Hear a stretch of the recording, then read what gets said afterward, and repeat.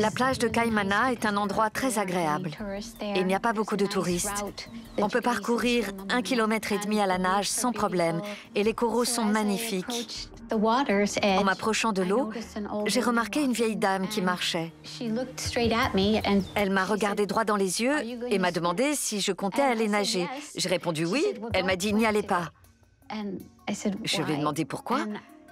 Elle a pointé le sable du doigt et j'ai vu une petite tache claire. Elle a dit « Ce sont des méduses, n'allez pas nager, attendez un autre jour ». J'avais déjà été piquée par une méduse avant. J'avais très envie de nager. Et puis, ça ne pouvait pas être si grave que ça. Malgré l'avertissement, Angel entre dans l'eau fraîche.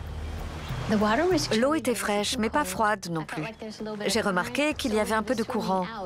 Quand on nage, on a l'impression d'être un super-héros parce qu'à chaque brassée, on va plus loin que prévu. Il y avait un fort courant de retour. J'allais devoir lutter pour regagner le bord. Quand je nage, je me vide vraiment la tête. Je prends le temps d'observer ce qu'il y a autour de moi.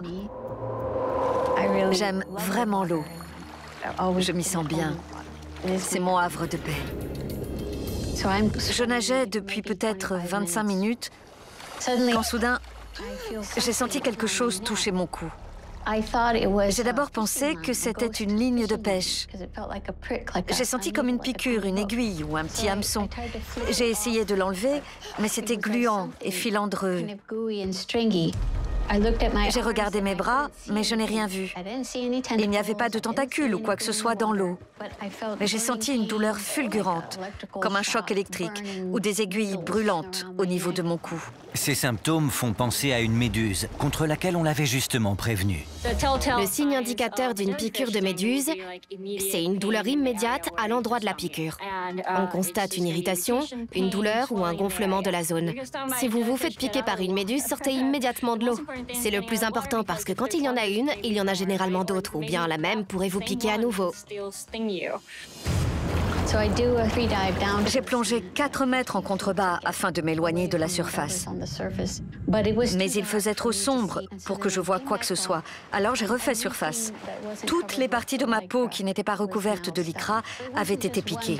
Je n'avais pas affaire à une seule méduse, mais à tout un banc de méduses. Il ne s'agit pas de n'importe quelle méduse, mais d'une méduse boîte. Cette créature marine en forme de cloche possède des filaments pouvant mesurer 3 mètres de long et l'un des venins les plus puissants du règne animal. Elle nage aussi très vite. Elle est capable d'atteindre une vitesse de 4 nœuds, soit plus rapide qu'un nageur moyen. La douleur ne partait pas. Elle ne faisait qu'empirer. J'avais à la fois chaud et froid, j'avais des crampes, je n'allais pas bien du tout. Angel, qui se trouve à 800 mètres du rivage, tente de revenir à la nage, mais elle ressent de terribles brûlures partout où les tentacules l'ont touchée. Je sentais que j'étais à 2 doigts de me noyer.